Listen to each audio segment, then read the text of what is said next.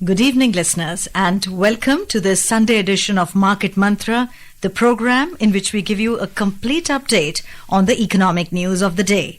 And today being Sunday, we'll also be taking calls from our listeners on any queries that you may have on mutual fund and related matters.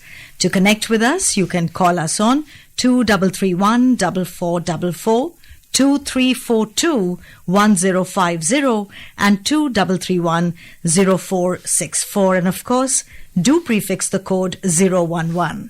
To navigate you through today's show, your very own anchors Subodh Mishra and Sarabjit Kaur. धन्यवाद सरबजीत और नमस्कार श्रोताओं। कारोबारी खबरों के साथ market मंत्र हाजिर है। आज रविवार है और हर रविवार की तरह आज भी हम म्यूचुअल फंड से जुड़े आपके सवालों के जवाब देंगे। सवाल पूछने के लिए आप इन नंबरों पर फोन कर सकते हैं 2331-4444, 2342-1050 और 2331-0464। दिल्ली से बाहर के श्रोता और मोबाइल से फोन करने वाले श्रोता इससे पहले एसटीडी कोड 011 डायल करें। आज की खबरों पर चर्चा करने और श्रोताओं के सवालों के जवाब देने के लिए हमारे साथ स्टूडियो में है mutual funds expert Sneha Suri. Sneha, market मंत्र में आपका स्वागत है। जी धन्यवाद। पहले हेडलाइंस के साथ Sarabjit. Foreign portfolio investors infused 22,615 crore rupees into Indian equities in February, reaching 17-month high. Prime Minister Narendra Modi inaugurates infrastructure projects worth over 4,400 crore rupees in Madurai, and domestic investors to focus on geopolitical tensions and tariff-related developments for cues in holiday truncated next week. फरवरी में विदेशी portfolio निवेशकों ने भारतीय शेयरों में 22,615 करोड़ रुपए की खरीदारी की, 17 महीनों का सबसे ऊंचा आंकड़ा। प्रधानमंत्री नरेंद्र मोदी ने मदुरै में 4,400 करोड़ रुपए से ज्यादा के बुनियादी ढांचे की परियोजनाओं का उद्घाटन किया और कम कारोबारी दिनों वाले अगले हफ्ते में देश के निवेशकों का फोकस रहेगा वैश्विक तनाव और टैरिफ से जुड़ी गतिविधियों पर।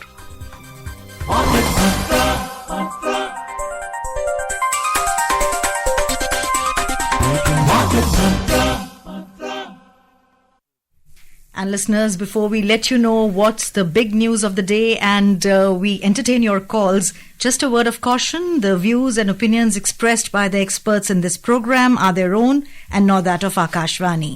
Akashvani advises its listeners to do their own research or consult a registered professional before taking any investment decision. We further advise all listeners to exercise due diligence and rely on their own judgment for taking any financial decision. तो सरबजीत, शुरू करते हैं। हम पहली खबर पर नजर डालें जी कि एफपीआई का क्या हाल रहा है। फरवरी में विदेशी पोर्टफोलियो निवेशकों ने भारतीय शेयरों में 22,615 करोड़ रुपए की खरीदारी की, जिससे लगातार 3 महीनों की निकासी का सिलसिला टूट गया। सितंबर 2024 के बाद इस साल फरवरी में सबसे अधिक मासिक निवेश दर्ज किया गया। सितंबर 2024 में एफपीआई ने भारतीय शेयरों में 57,724 करोड़ रुपए का निवेश किया था। ताजा आंकड़ों के अनुसार फरवरी में एफपीआई ने भारतीय ऋण बाजारों में भी 5,380 करोड़ रुपए का निवेश किया। इससे पिछले महीने में यानी जनवरी में भारतीय पूंजी बाजार में कुल निवेश 37,000 ये जनवरी का आंकड़ा नहीं है सरबजीत, मैं थोड़ा कंफ्यूज हो गया था। इससे अभी पिछले महीने यानी फरवरी में भारतीय पूंजी बाजार में कुल निवेश 37,804 करोड़ रुपए तक पहुंच गया है। जी बिल्कुल। नए साल की सुस्त शुरुआत के बाद फरवरी में लिवाली में तेजी आई है। जनवरी में 35,962 करोड़ रुपए और दिसंबर में 22,611 करोड़ रुपए की लगातार निकासी के बाद अब विदेशी निवेशकों ने रुख बदला है। हमारे पहले कॉलर इंतजार कर रहे हैं थाने से। शिवशरण, आपका स्वागत है, सवाल पूछें। जी हाँ, मेरा अभी करंटली आईसीआईसीआई मिडकैप में 2,20,000 है। वो फंड कैसा है? और मेरा 3 एसआईपी जा रहा है निटॉन midcap fund 4,000, sorry HDFC mid cap fund 4,000, mid term small cap 2,000, mid term silver ETF 1,000 और गोल्ड ETF 1,000। और एक नया फंड में देख रहे हूँ 3,000 है SIP के लिए। तो एक नया फंड बताइए और जो भी एग्जिस्टिंग कर रहा हो ठीक है प्लीज बताइए। जी शिवचरण जी, आपकी आवाज में क्लैरिटी की कमी थी। जितना मैं समझ पाई हूँ आप कुछ फंड्स में SIP कर रहे हैं, जिसमें एक मिड कैप फंड है, एक स्मॉल कैप फंड है, एक सिल्वर ETF है और एक गोल्ड ETF है। एंड अभी आप कोई हाल फिलहाल में नया फंड आया है जिसको आप देख रहे हैं। तो जितना मैं समझ पाई थी HDFC का मिड कैप फंड आपने मेंशन करा था, तो वो एक डिसेंट फंड है। स्मॉल कैप फंड आपने कौन सा बताया वो मैं समझ नहीं पाई थी। बट अगर आप SIP को कम से कम 5-7 साल के लिए जारी रखने का सोच रहे हैं तो बिल्कुल मिड और स्मॉल कैप का एक्सपोजर आपके पोर्टफोलियो में बिल्कुल हमें रखना चाहिए। जहां तक गोल्ड और सिल्वर ETF की बात है, बहुत चांसेस है कि आपने इस फंड में जब इन्वेस्ट करा हुआ है तो आपने देखा होगा हाल फिलहाल में कि क्या चल रहा है इन मेटल्स की परफॉर्मेंस में, जिसकी वजह से आपने सोचा होगा कि इसको पोर्टफोलियो में डालते हैं। इसमें सिर्फ एक यही चीज का हमें ध्यान रखना चाहिए कि ये मेटल्स जो हैं ये आपके पोर्टफोलियो का एक लगभग 10% से ज्यादा एक्सपोजर ना रखिएगा, क्योंकि ज्यादा बेहतर रहता है कि जो equity as an asset class है, जो एक ऐसा एसेट क्लास है जिसका ग्रोथ हमने हर साल के साथ बढ़ते हुए देखा है, चाहे वो अप्स एंड डाउन्स के थ्रू रहता है, बट उसमें लॉन्ग टर्म इन्वेस्टिंग का जो एक फायदा होता है वो ज्यादा बेहतर रहता है। इसलिए हमारे पोर्टफोलियो में ज्यादा एलोकेशन उसी का रहना चाहिए। मैं यहां आपको एक ये सजेशन देना चाहूंगी, नया फंड जो आ रहा है आप उसको ना देखकर, क्योंकि अभी वो आएगा, वो अपना ट्रैक रिकॉर्ड बनाएगा और मैं समझ नहीं पाई थी आपने कौन सी स्ट्रैटेजी बताई थी। Instead of that new fund आप ये कर सकते हैं कि जो आप अपने ये मिड स्मॉल कर ही रहे हैं इनमें तो आप लगे ही रहिए। गोल्ड सिल्वर में एक ये 10% का मतलब 10% का एलोकेशन का बैंड बना के उसमें भी आप लगे रहिए। बाकी आप एक डाइवर्सिफाइड फंड भी अपने पोर्टफोलियो में रख सकते हैं। कोई भी 2 अच्छे मल्टी कैप या फिर एक मल्टी कैप और एक फ्लेक्सी कैप का एक्सपोजर भी आप अपने पोर्टफोलियो में रखिए। और अगले कॉलर दिल्ली से योगेश जी, स्वागत है आपका, सवाल पूछें। जी, पूरी टीम को नमस्कार और होली की मैं शुभकामनाएं देता हूं, मगर लगता है कि होली का रंग इस बार हर एक जगह लाल होने वाला मार्केट का, जिस तरीके से न्यूज आ रही है। मेरा जो सवाल है, मेरा सवाल ये है कि HDFC बैलेंस एडवांटेज फंड और पराग पारेख के केस में हमने ये ऑब्जर्वेशन नोट करी है कि जब सेंसेक्स का लेवल 75,000 था तो जो इनकी NAV मान लीजिए 30 रुपए थी, और जब सेंसेक्स 80,000 पे जाकर के वापस 75 पे आया तो NAV वापस 30 ना आकर के 31 पर ही आई। यानी कि क्या ऐसा हो सकता है कि ये इंटरनली मुनाफा वसूली करते हो और जब स्टॉक्स ऊपर चले जाते हो तो ये मुनाफा वसूली करके डेट में आ जाते हो, ताकि जब सेंसेक्स दोबारा गिरे मगर इनकी NAV कम गिरती है थोड़ा सा? जी योगेश जी, जो फंड्स में समझ पाए, आपने बोला HDFC बैलेंस एडवांटेज और पराग पारेख फ्लेक्सी कैप। सो फ्लेक्सी कैप तो एक अलग ही स्ट्रैटेजी हो जाती है जो ऑल इक्विटी में मोस्टली इन्वेस्ट करती है, but Parag Parekh flexi cap कुछ टाइम से 20% डेट कैश में भी एलोकेशन रख के बैठा हुआ है, क्योंकि उनकी मैनेजमेंट का कहना है कि उनको अच्छा आइडियाज नहीं मिल रहे हैं, इन्वेस्टमेंट आइडियाज की वो इन्वेस्ट कर पाए। जहां तक एक बैलेंस एडवांटेज फंड की बात है तो एज अ कैटेगरी जनरली ये देखा गया है कि ये फंड्स मार्केट के उतार चढ़ाव के साथ अपने एलोकेशन एडजस्टमेंट करते हैं इक्विटी और डेट में यूजुअली। सो HDFC बैलेंस एडवांटेज बिल्कुल एक ऐसे मैंडेट के साथ आता है कि वो ये कर सकता है।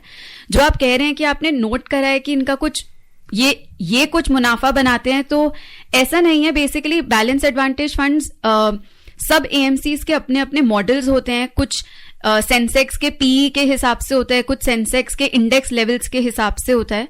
तो व्हेन यू जब हम इन्वेस्ट करते हैं in a dynamic asset allocation fund, तो एक जो घुसते ही उस फंड में हमारी एक एक्सपेक्टेशन होती है of predictability of asset allocation, उसे हम छोड़ देते हैं एक तरीके से, क्योंकि हम फंड मैनेजर को ये कह रहे हैं कि आप जैसा आपको लगता है उसके अकॉर्डिंग हमारे इस पैसे को इक्विटी और डेट में शिफ्ट करके हमारे लिए प्रॉफिट बनाइए। तो ये मैं आपको बोल सकती हूँ for HDFC balance advantage.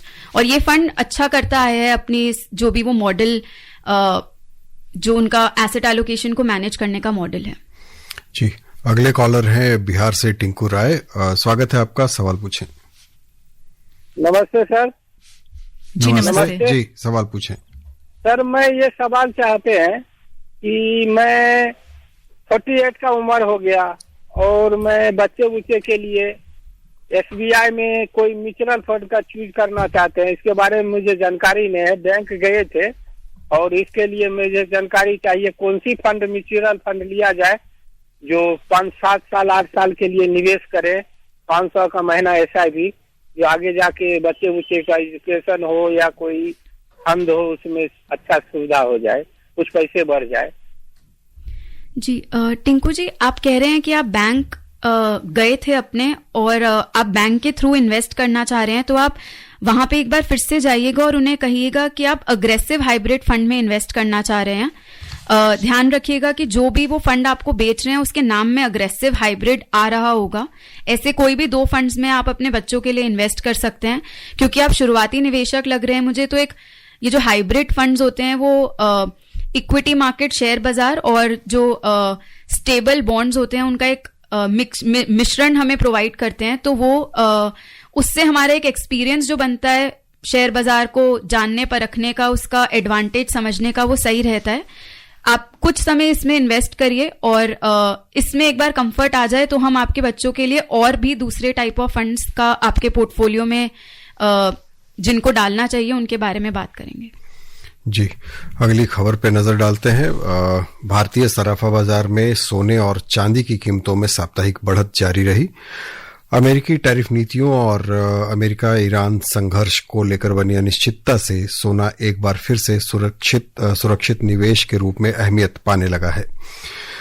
Multi commodity exchange में मार्च अनुबंध के लिए चांदी वायदा 8.7% बढ़कर 2,74,998 रुपये प्रति किलोग्राम पर पहुंच गई।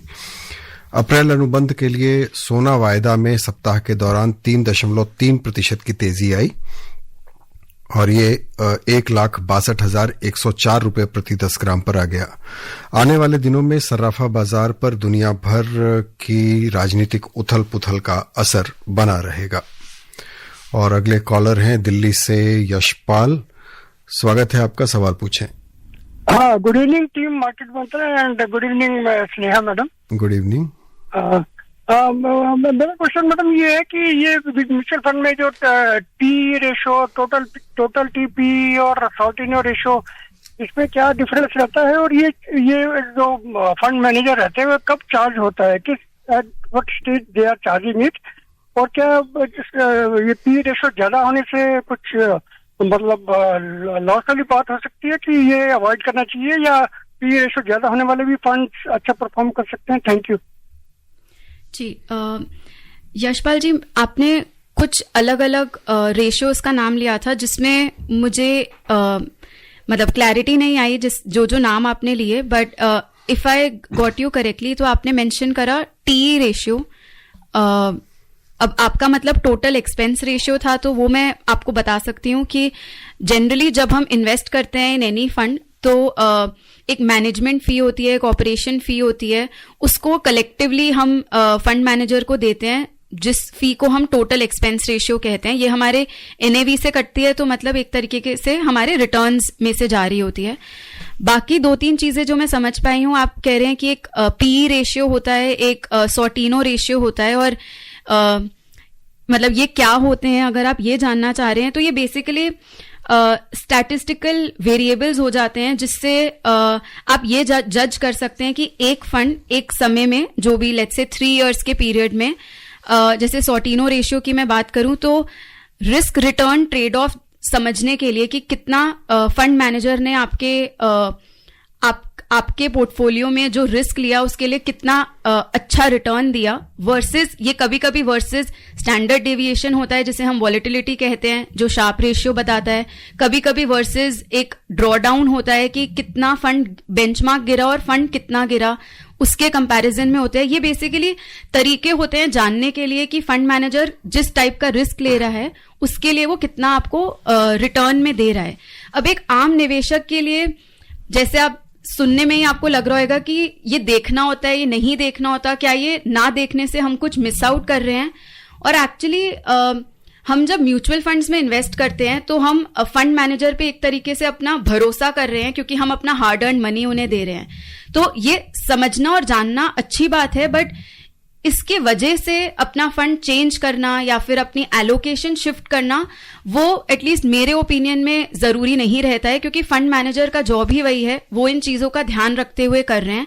आपके लिए इंपॉर्टेंट ये हो जाता है कि आप उसी फंड में इन्वेस्ट करें जो आपके टाइम होराइजन के साथ मैच होता है। आप इक्विटी में तभी जाएं जब आप 5 साल तक के लिए जो उतार चढ़ाव है उनको नेविगेट कर सकते हैं। नहीं कर सकते तो हमें एक स्टेबल डेट फंड में रहना चाहिए, और थोड़ा बहुत इक्विटी लेना चाहते हैं तो हमारे पास अलग अलग परसेंटेज के लिए अलग अलग टाइप के हाइब्रिड फंड्स हैं। तो इस तरीके से आप अपनी सोच बना सकते हैं।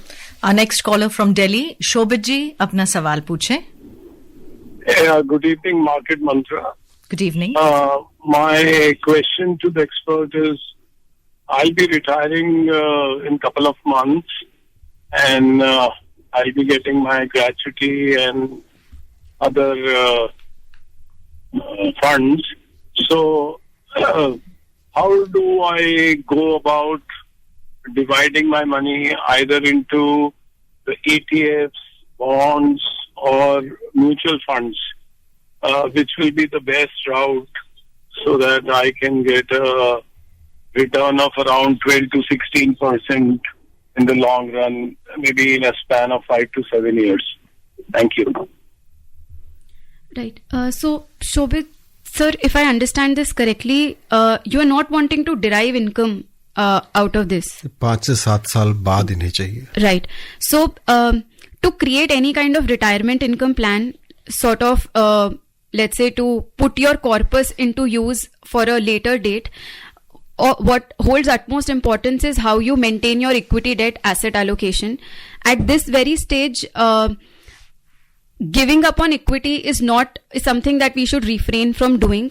Generally, historical numbers have proven that keeping at least 35 to 40% equity in your portfolio is something that has helped a lot in maintaining a certain kind of, income, or if I can say, inflation beating income. So first up, you really have to think, with all the corpus that you currently have, how much equity are you comfortable with at this stage? How I think about it, maybe a 50-50 kind of an equity debt asset allocation can work for you. For equity funds, it can simply be, let's say, 2 diversified, like multi-cap funds. And for debt allocation, you can look at short duration funds. And when you will be nearer to your, when you're nearer to your goal, at that time you can simply move 1 year of required expenses into, let's say, a liquid fund. The rest can remain in debt while you continue maintaining at least 35 to 40% in equity, and continue periodically rebalancing, let's say, over an year or over every year or so. And what is most important is not to be sort of hooked on this 12 to 16% kind of return generation ability from your portfolio. Rather, keeping this equity debt asset allocation continuous, and keeping your withdrawal rate post 5 years not more than 6%. And this should be a beneficial plan. All right, after that piece of advice, let's take a look at the other big story of the day. Prime Minister Narendra Modi inaugurated and laid the foundation stone of infrastructure projects worth over 4,400 crore rupees in Madurai, Tamil Nadu this afternoon. Addressing a rally of the NDA, the Prime Minister said, "Today's event marks a proud chapter in Tamil Nadu's development journey." He said these projects will transform connectivity, boost economy, create jobs, and transform lives of lakhs of people. Earlier, Prime Minister Modi dedicated to the nation and laid the foundation stone for development projects worth over 2,700 crore rupees in Puducherry today. Addressing the gathering, the Prime Minister said that with investments in spiritual tourism, ecotourism and health tourism, the government is taking Puducherry to greater heights. Highlighting Puducherry's rise in per capita income and its achievement of the highest social index score in the country, he said the double-engine government will add further momentum to the Union Territory's growth. खबरें तो अभी बहुत सारी हैं सरबजीत, लेकिन स्नेहा से कुछ और जानकारियां भी लेनी है, क्योंकि म्यूचुअल फंड की दुनिया में भी कुछ नया हो रहा है, कुछ नई खबरें आ रही हैं। कुछ आप पूछना चाहती हैं? Yes, absolutely. I'm sure you're hinting at, the SEBI's launch of the mutual fund life cycle funds. We like to hear about that from you, Sneha. And we like to especially know that, is there an element of goal-based investing here? Goal-based, Yes. right? Yeah. So, life cycle funds in, let's say, a widely known concept is of a target date fund. And what it usually does is it automatically adjusts your asset allocation when you are nearing to that target. Thus the name target date funds. Now, the SEBI's framework that has come for these life cycle funds, the main point to note here is that these will be goal-based target date style funds which will have a sort of a glide path. So, as and when you are nearing to your goal, the equity and debt allocation, the SEBI has defined a particular framework that how much equity exposure and how much of debt exposure will this kind of fund will have. And yeah, widely, globally, this has been a very, let's say, known and accepted concept, and people have benefited out of it, because sometimes when you are, just going through life, what you do not suddenly realize is that you've hit your retirement. Correct. You've hit your life cycle goal, one most important one.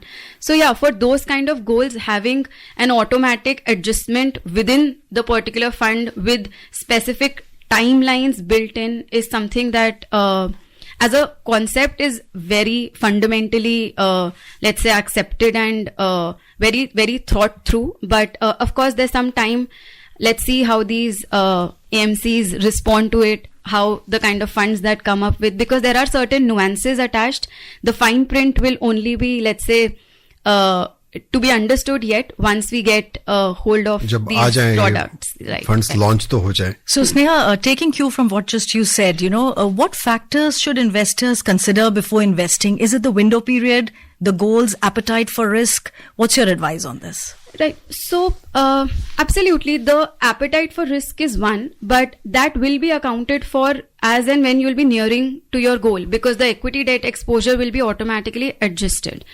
Having said that, my opinion is that an average Indian investor, needs about 4 types of fund. Flexi cap for core equity, let's say a multi-cap also for core equity, a short duration fund for stability in a portfolio, and maybe if you want to save taxes, then an ELSS, and of course a hybrid fund also if need be, and everything else like sectoral, thematic, life cycle, fund of funds. It is optional at best, and maybe so. I feel if you have your core set with multi-cap, flexi-cap, short duration, and a few hybrids if you need, all of these should be first understood versus your current portfolio versus your risk appetite, and only then one should invest in it. और आपने tax के लिए ELSS का नाम लिया, वो भी new regime में शायद उसकी जरूरत नहीं है. अगर मतलब आप ओल्ड रिजीम में रहते हैं, या फिर ELSS उन लोगों के लिए भी करंटली बेनिफिशियल हो जाता है जिनको इन्वेस्ट करना एक टास्क लगता है और निकालना बहुत इजी लगता है. तो उनके वो बंधे रहते हैं कम से कम. वो जो लॉक इन होता है वो एक तरीके का डिसिप्लिन आपके लिए बना देता है. जी. और एक श्रोता ने बात की थी अभी NFO को लेकर. वो कई बार हम देखते हैं और कई बार हमने एक्सपर्ट्स को सुना है कि वो NFO की हवा निकालते रहते हैं. तो असल में मुझे लगता है कि शायद हमारे कुछ श्रोता, कुछ इन्वेस्टर्स जो हैं वो NFO को IPO जैसा कुछ समझ लेते हैं कि नया आ रहा है तो शायद सस्ते में मिल जाएगा. ऐसा बिल्कुल नहीं, क्योंकि अगर फंड नया भी है तो वो पहले से एग्जिस्ट कर रहे शेयर्स में ही कहीं इन्वेस्ट कर रहा होगा या दूसरी चीजों में. बिल्कुल, क्योंकि मार्केट का जो यूनिवर्स है वो एक ही है, और फंड्स और स्टॉक्स में या मतलब यही फर्क हो जाता है कि आप जब एक IPO में जाते हैं, आपके पास उस कंपनी का एक लिखा जोखा होता है. वो अपने कुछ रिपोर्ट्स, कुछ नंबर्स रिलीज करते हैं जो आप पढ़ के समझते हैं और IPOs में इन्वेस्ट करते हैं. फंड्स में जब आप कर रहे होते हैं, आप कभी भी एक स्टॉक में तो कर नहीं रहे हैं, एक बंडल ही बन रहा है. और तो ज्यादा सही यही रहता है कि अगर कुछ फंड्स ट्रैक रिकॉर्ड वाले के पास वाले हैं तो आप उनमें करिए. वो beneficial, at least to your mind, वो बेनिफिशियल रहता है कि हाँ, इस फंड ने पहले भी ऐसी अप डाउन मार्केट्स में ऐसा प्रदर्शन करे. सो एटलीस्ट कुछ काइंड ऑफ एक एक्सपेक्टेशन आपकी रहती है. नहीं तो NFO में वो एक तरीके का आप अंधेरे में तीर लगाने वाली बात हो जाती है. Sneha, very recently, SEBI has mandated that ETFs must use daily domestic spot prices for calculating NAV rather than relying on international benchmarks. If you could explain this in simpler terms for the benefit of our listeners. Right. So until now, what has been happening was that each gold and silver mutual funds could use its own sort of method to calculate the price of the metal in its portfolio. And this actually meant that any two gold ETF could show slightly different NAVs, even though they held the same metal. So from now on, with this new regulation, all funds, like you mentioned, must use one common official price, which will be the live traded price from stock exchanges like MCX, where physical gold and silver is actually, it actually changes hands. So what for a retail investor this means is that the NAV that you see now is very real, is going to be real, standardized and rather comparable. So you would definitely know when you are going out to, let's say, compare two gold ETFs. It just got simpler and more, let's say, honest. जी, और खबर है GST collection पर। इस वर्ष फरवरी में कुल वस्तु और सेवा कर यानी जीएसटी संग्रह में पिछले साल की समान अवधि की तुलना में 8.1% की वृद्धि हुई है और ये 1,83,000 करोड़ रुपए से अधिक रहा। फरवरी 2025 में कुल जीएसटी संग्रह 1,69,000 करोड़ रुपए से अधिक था और इस वर्ष केंद्रीय जीएसटी संग्रह 37,473 करोड़ रुपए रहा, राज्य जीएसटी संग्रह 45,900 करोड़ रुपए रहा और एकीकृत आईजीएसटी संग्रह 1 लाख करोड़ रुपए से अधिक रहा।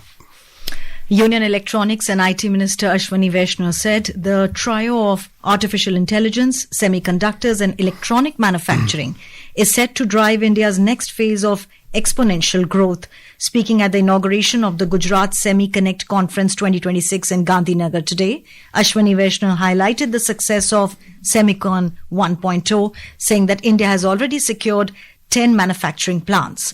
The minister stressed that the new priority under Semicon 2.0 is on building a robust, deep tech startup environment and localizing the entire manufacturing chain similar to the foundations seen in nations like Japan.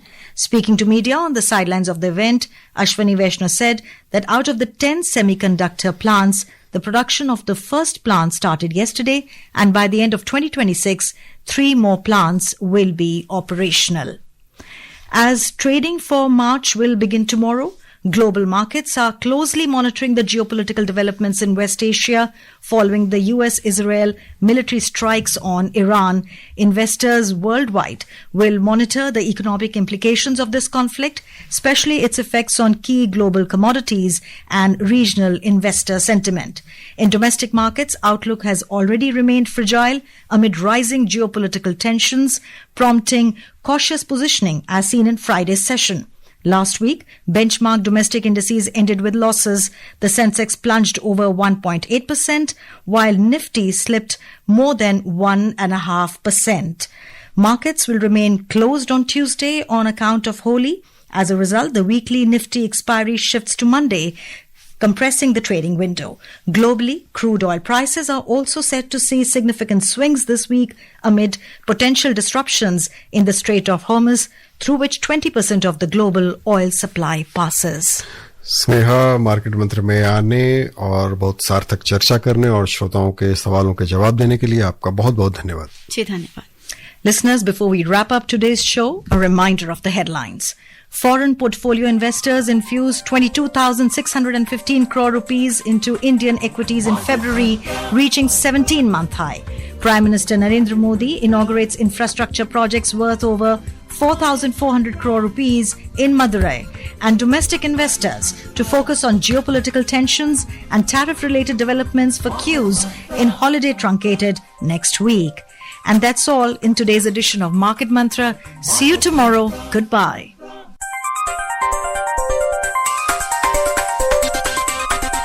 Market Mantra.